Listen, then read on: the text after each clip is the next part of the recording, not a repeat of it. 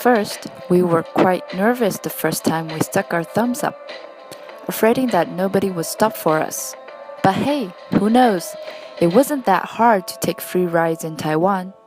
And of course, not as dangerous as the news has been reported. The fact is, Taiwanese are really friendly. I mean really friendly without any doubts.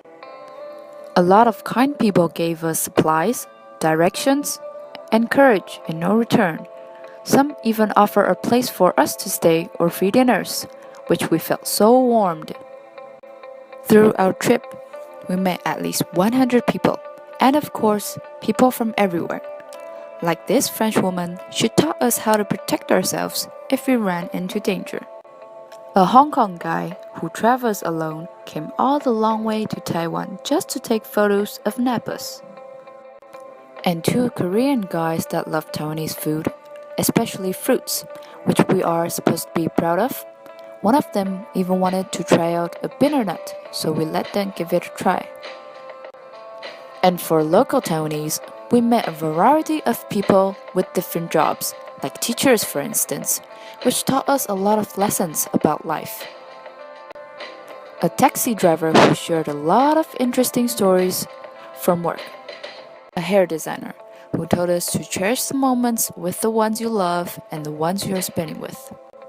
Of all, the craziest person we met was a real estate agent who showed up with his motorbike at night when we were about to give up hitchhiking.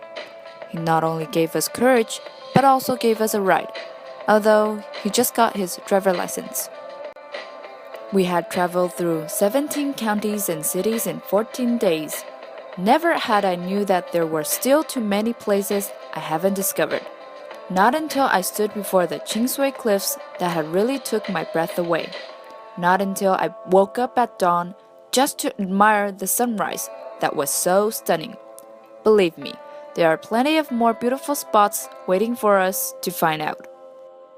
Speaking of the people we met, there are countless people to thank, but the point isn't about which destination we had. It's the people who we met. I'm truly grateful to the people who gave us a ride. Everyone is thoughtful, that they would ask us where to drop us off so we could get the next car more easily. After saying goodbyes, some will keep on track of our web pages to make sure if we are safe and sound. And some drivers will introduce us some fine place to hang around, gourmets to eat, hostels to stay, or share some histories from their hometown.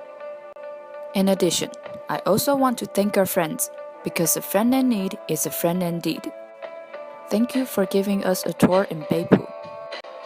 Thank you guys for riding your scooters and taking us everywhere in Yilan.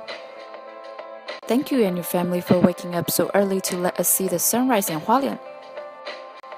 Thanks for hanging out with us in Tainan. Some people say traveling is one of the things we don't regret. I agree with that, because it wasn't until the trip that I realized how many people are concerned about the nuclear issue, that I noticed the banner are hung up almost everywhere in Hualien and Taitung to show their objections. It wasn't until the trip that I've realized how many people are concerned about the 7-in-1 election, which is around the corner. Through this trip, I know myself even better. I saw the flaws that I didn't know before, because I was out of my comfort zone. I've learned how to be more curious about the things I bump into. I've learned how to ask someone for a favor when I really needed it. I've learned how to think while chatting, not just telling what I wanted to share. Last, not only did I have a clearer view of Taiwan, but also a brighter side of myself. I'll never forget the incredible trip we had and all the people we met. This is definitely one of the best memories that we created before graduating.